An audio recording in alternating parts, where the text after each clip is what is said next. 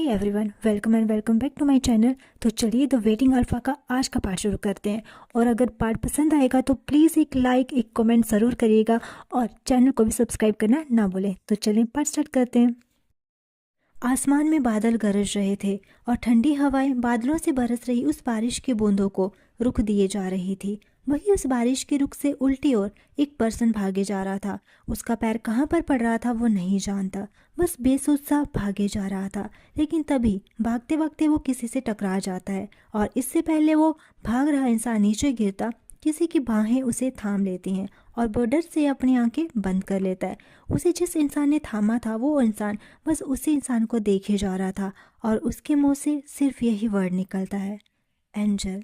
तभी वो लड़का जब महसूस करता है कि उसे कोई चोट नहीं लगी तो वो अपनी आंखें खोलता है और उस पर्सन को देखता है जो उसका सेवियर था। पर तभी वो अपनी पोजीशन रियलाइज करता है तो खुद को जैसे ही वो खड़े करने की कोशिश करने लगता है तभी उसे उस चीज़ की आवाज़ आती है जिससे वो भाग रहा था, जो कि एक पपी था। और भागने वाला इंसान हमारा विंग था। वो झटके से सीधा होकर उस लड़के के पीछे आते हुआ कहता है, प्लीज़ मुझे इस मॉन्स्टर से बचाओ। तभी वो लड़का उस पपी को देखता है जो शायद बारिश की वजह से विंग के पीछे पीछे भाग रहा था।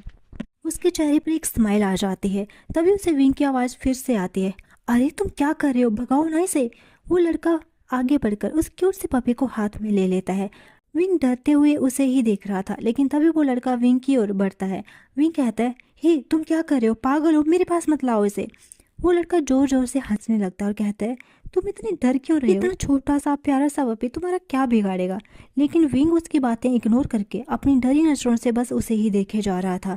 वो लड़का उस लिटिल पपी को उसके कुछ कदम आगे जो केव जैसा था वहां ले जाकर अपने साथ आए डिसाइपल को दे देता है। विंग भी उसके पीछे चला आया था। वो विंग से कहता है, मैं लानयांग हूँ, तुम मुझे यांग यांग कह सकते हो। वैसे तुम्हारा नाम क्या है, एंजल। इस पर विंग उसे घूर कर देखता है। ऑब्वियसली वो जानता है कि वो लड़का क्या कर रहा है विंग के साथ। इसके एक्सप्रेशंस और बोलने का तरीका साफ साफ बता रहा है। तभी विंग मम्बल करता है, यहाँ के लोग भी फ्लर्ट करते हैं, मुझे तो पता ही नहीं था। और लंजा ऐसे ही मुझे शेमलेस कहता रहता है। लंजा। वांगजी का ख्याल आते ही उसकी आंखें बड़ी बड़ी हो जाती हैं। वो वांगजी के लिए ही तो किसी को ढूंढ रहा था ताकि सपरसेंट ले सके, वांगजी के रट के पेन को रिड्यूस करने के लिए। उसने पढ़ा था इसके बारे में। तभी वो लड़का विंग की आंखों के सामने चुटकी बजाते हुए कहता है, हे एंजल, तुम कहाँ खो गए, मुझे तुम्हारी हेल्प चाहिए। क्या तुम्हारे पास सपरसेंट है जो रट के पेन को रिड्यूस करने के लिए लिया जाता है। यंग यंग थोड़ा हैरान हो जाता है, क्या ये एंजल एक अल्फा है। वो कहता है, क्या तुम अल्फा हो, क्या तुम्हारी रट आने वाली है। इस पर विंग थोड़ा इरिटेट होकर बोलता है, नहीं मैं अल्फा नहीं हूँ, और तुम्हारे पास है या नहीं मुझे ये बताओ। वो लड़का अपने हाथ ऊपर करते हुए कहता है, सॉरी सॉरी, गुस्सा मत करो, मैं अभी देता हूँ मेडिसिन। वो विंग को मेडिसिन देता है। विंग उसे जल्दी से थैंक्स करता है और वहां से भाग जाता है बिना यांग यांग की बात सुने, जो कह रहा था, अरे अपना नाम तो बताकर जाते। लेकिन उसकी बात सुनने वाला वहां से जा चुका था और उसके चेहरे पर स्माइल आ जाती है। वो कहता है, इंटरेस्टिंग। दूसरी ओर वांगजी की छींकें उस केव में गूंज रही थी। वांगजी की रट पूरी तरह से उस पर हावी हो चुकी थी और इस बार उसकी ज्यादा बुरी हालत थी क्योंकि उसका मेट उसे रिजेक्ट कर वहां से चला गया था। वांगजी ने अपने पूरे क्लोथ्स निकाल दिए थे और अपनी बॉडी पर अपने ही नाखूनों से काफी खरोंचें लगा रखी थी, लेकिन तब भी वांगजी के रट का पेन शांत नहीं हो पा रहा था। तभी वांगजी अपने सर को उस केव की चट्टान पर मारने जाता है, पर उसका सर चट्टान से टकराता उससे पहले ही उन दोनों के बीच किसी का हाथ आ जाता है, जो और किसी का नहीं बल्कि विंग का था। विंग कोई ओमेगा या अल्फा नहीं है जो वांगजी को उसकी खुशबू दूर से ही आ जाती। विंग की अपनी नॉर्मल बॉडी सेंट है जो वांगजी को विंग के करीब होने पर ही महसूस हो पाती है, जो उसे अपने मीट का एहसास दिलाने के लिए काफी है, जैसे अभी करवा रही थी। विंग वांगजी के कंधों को पकड़ता हुआ कहता है, लंजा तुम पागल हो, ये क्या करने जा रहे थे। इस पर वांगजी उसके क्वेश्चन को इग्नोर करता हुआ कहता है, विंग तुम यहाँ क्या कर रहे हो, जाओ यहाँ से। विंग वांगजी की आंखों में पेन साफ साफ देख पा रहा था जो विंग के दिल को छू रहा था। विंग बिना कुछ बोले बस वांगजी को कस के अपने गले से लगा लेता है। तभी वांगजी विंग को अपनी हॉर्स आवाज में कहता है, विंग लंजा शांत हो जाओ। ऐसा कह के वो वांगजी की बैक को जेंटली रब करने लगता है।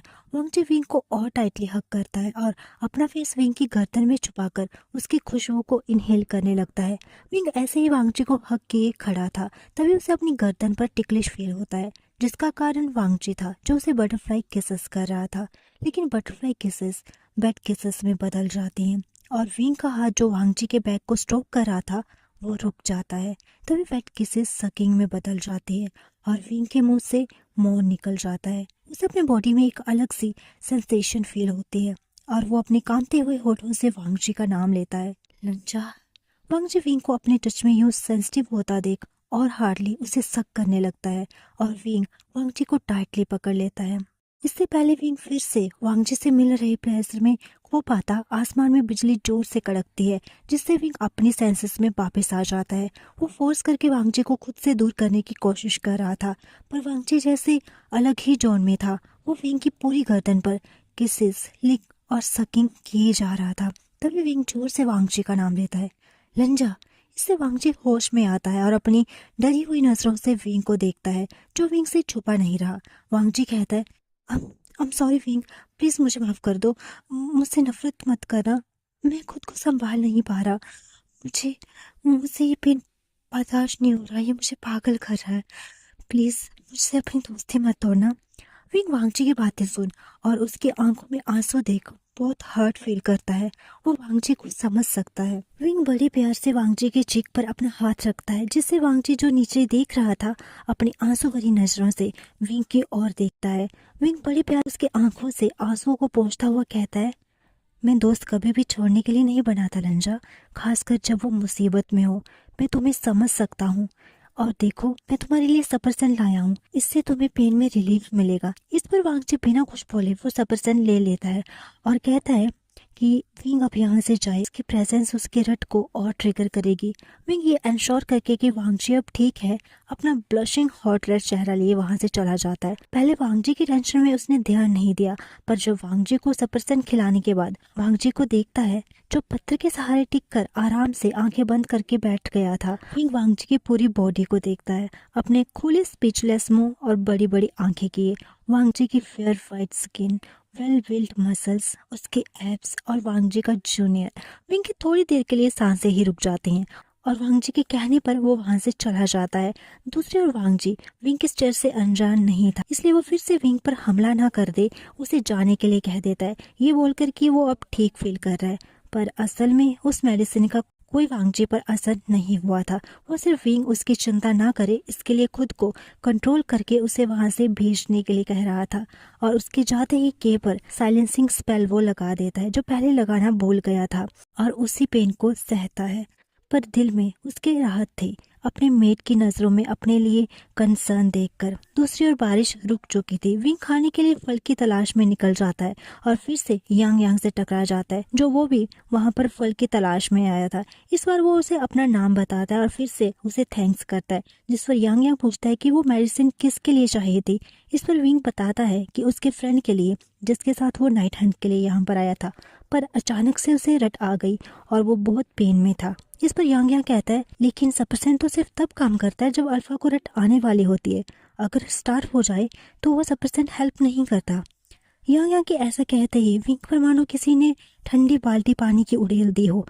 तो क्या लंजा ने उससे झूठ बोला ताकि विंग उस केप से चला जाए? विंग को यूं खोया पाकर यांग यांग उससे कहता है कि वो कहाँ खो गया।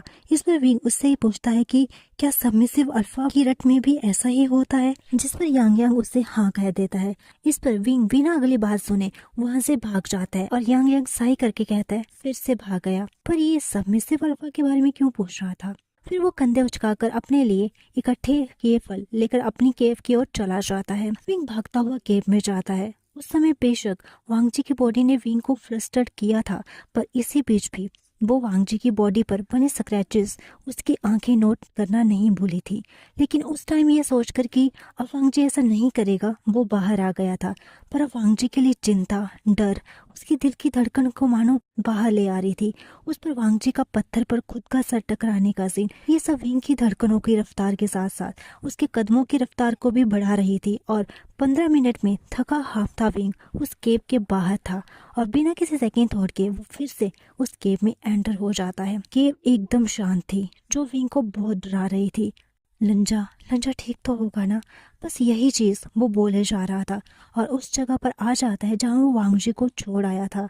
अंधेरा हो चुका था बाहर भी और अंदर भी। जो आग जलाई थी वो बुझ गई थी। तभी वो लंजा को पुकारता है पर उसे कोई रिस्पॉन्स नहीं मिलता। उसका मन बहुत डरा हुआ था लंजा के लिए। उसकी आंखों से आंसू अनकॉन्शियसली निकल आते हैं और वो पागलों की तरह लंजा लंजा पुकारने लगता है। तभी उसे फील होता है कि किसी का फोर्स जो उसे नीचे जमीन पर पिन कर देता है। इससे पहले विंग कोई रिएक्ट करता, उसे एक हंस आवाज आती है, मीट। विंग कहता है, लंजा। विंग की घबराती आवाज सुन वांगजी उसकी कलाई पर पकड़ ढीली कर देता है और उसे कहता है, विंग प्लीज यहाँ मत आओ। मैं वांगजी के ऐसा कहते कहते उसका गला भर आया था। विंग वांगजी को देख नहीं पा रहा था, पर उसकी आवाज में छुपा दर्द अच्छे से जान पा रहा था। वांगजी अपनी बात आगे कंटिन्यू करता, तभी उसकी बात को विंग के लिप्स काट देते हैं, जो बहुत हंगरली वांगजी को किस कर रहे थे। वांगजी गहरी सांस लेता है और खुद को कंट्रोल करता हुआ किस ब्रेक करके विंग से कहता है, विंग ऐसा मत करो, यहाँ से चले जाओ प्लीज। विंग वांगजी के लिप्स पर अपना हाथ रख देता और कहता है, मैं तुम्हें तकलीफ में नहीं देख सकता, इसलिए मैं जो कर रहा हूँ प्लीज मुझे करने दो लंजा, और जैसा मैं कहता हूँ तुम भी वैसा ही करो, मेरी बात मानोगे ना। वांगजी बहुत इमोशनल हो गया था। तभी उसकी आंखों से आंसू गिरता है जो विंग के फेस पर पड़ता है, जो विंग के दिल में बहुत शार्प पेन फील कराता है। तभी वांगजी कहता है, विंग तुम मुझे छोड़कर चले तो नहीं जाओगे ना? इन सब के बाद से अपनी दोस्ती तो तोड़ नहीं दोगे ना? विंग वांगजी के चेक को कैरस करता हुआ कहता है, लंजा मैंने तुमसे कहा था ना, मैं दोस्ती तोड़ने के लिए नहीं बना था। मैं तुम्हें कभी छोड़ के नहीं जाऊंगा, पर मैं होश में नहीं रहूंगा विंग। चिंता मत करो लंजा, मैं तुम्हें संभाल लूंगा। ऐसा कह के विंग फिर से वांगजी को किस कर लेता है। वो किस करते करते सीटिंग पोजीशन में आ जाते हैं। दोनों घुटनों के बल बैठकर किस कर रहे थे। तभी वांगजी विंग को अपने और करीब खींचता है। उसके हाथ विंग की रोप्स की नोट सर्च कर रहे थे। तभी विंग का हाथ उसके हाथ को रोक देता है। विंग किस ब्रेक करके कहता है, लंजा मुझे खोलने दो, इस तरह से तुम मेरे रोप फाड़ दोगे। वांगजी की चीख पर वो किस करके अपने रोप्स निकाल देता है। केव में अंधेरे की वजह से वो दोनों एक दूसरे को देख नहीं पा रहे थे, पर एक दूसरे की नेकेड बॉडी जैसे ही एक दूसरे से टकराती है, वो दोनों एक दूसरे को अच्छे से महसूस कर पा रहे थे। वांगजी विंग की पूरी बॉडी पर किस लिक सक करता है। विंग प्लेजर में मौन किए जा रहा था और वांगजी जैसा कर रहा था उसे करने दे रहा था। वांगजी विंग की बॉडी को प्यार करने के बाद फिर से उसे किस करता है और अपने अराउज्ड पार्ट को विंग के अराउज्ड पार्ट के साथ रब करता है। हाँ, विंग भी अराउज्ड हो चुका था। दोनों की सांसें बहुत गहरी हो गई थी। तब वांगजी अपनी हस्की डीप वॉइस में विंग के कान के पास जाकर कहता है, विंग मुझसे बर्दाश्त नहीं होगा, और विंग के ईयर को किस करता है। लेकिन तभी वांगजी की बॉडी शिवर कर जाती है जब वो अपने अराउज्ड पार्ट पर विंग के हाथ का टच पाता है। वो विंग को कस के गले से लगा लेता है और विंग उनकी पोजीशन फ्लिप कर देता है। वो वांगजी को हैंड ड्रॉप के साथ उसकी बॉडी को अपनी किसेस, लिकिंग और सकिंग से भी प्लेजर दे रहा था।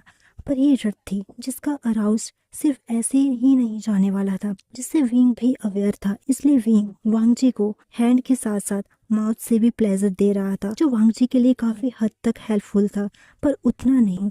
इसलिए विंग वांगजी को फ्लिप करके खुद उसके नीचे आकर वांगजी के कान में कहता है, लंजा। वांगजी जो रट के नशे में इम्पेशनली अपना हाथ विंग के प्राइवेट एरिया में घुमा रहा था, वो गहरी सांसें लेते हुए हम कहता है। विंग जानता है कि वांगजी ने बेशक कहा था कि वो होश में नहीं रहेगा, पर विंग के लिए वो पूरा होश में रहने की पूरी कोशिश कर रहा है, जिस कारण वो ऐसा कुछ नहीं कर रहा जिसकी विंग ने उसे इजाजत नहीं दी। विंग वांगजी के लोअर को अपनी थाई के बीच लाकर लाइटली स्क्वीज करता हुआ कहता है, मेरी थाइस यूज करो खुद को सेटिस्फाई करने के लिए। और ऐसा कह के वो वांगजी को लिप्स पर किस कर लेता है। वांगजी विंग की बात सुनकर विंग को गले से लगा लेता है और उसके ईयर, उसके नेक को सक करने लग गया। और जैसा विंग ने कहा था वैसे ही के साथ लव मेकिंग करने लगा। 2 दिन वांगजी की रट रही और इन दिनों में लगातार उन्होंने ऐसे ही एक दूसरे के साथ लव मेकिंग की, या ये कहूँ कि वांगजी की हेल्प की विंग ने उसकी रट को पेनलेस बनाने के लिए। हाँ, इससे वैसी सेटिस्फेक्शन बेशक वांगजी को ना मिली हो जैसा फुल लव मेकिंग से मिलती है, पर कहते हैं ना, जब मन सेटिस्फाई हो किसी चीज़ से तो बाकी चीज़ इग्नोर हो जाती है। वांगजी का मन सेटिस्फाई था ये देखकर कि विंग उसके साथ है। उसका वांगजी के लिए केयर, चिंता साफ साफ वांगजी को महसूस हो रही थी, और साथ में महसूस हो रहा था उसका प्यार। पर क्या ये प्यार सिर्फ दोस्ती का था, यह एक मेट के लिए वांग जी नहीं जानता, लेकिन उसे इतना पता है कि इस इंसान के लिए जो उसका मेट है उसके लिए उसका प्यार बढ़ता जा रहा है, किसी मेट बॉन्ड की वजह से नहीं, बल्कि वो विंग है इसलिए। उसका दोस्त विंग। ऐसा कह के वो सो रहे विंग को देखता है जो अभी जिंगशी में सो रहा था।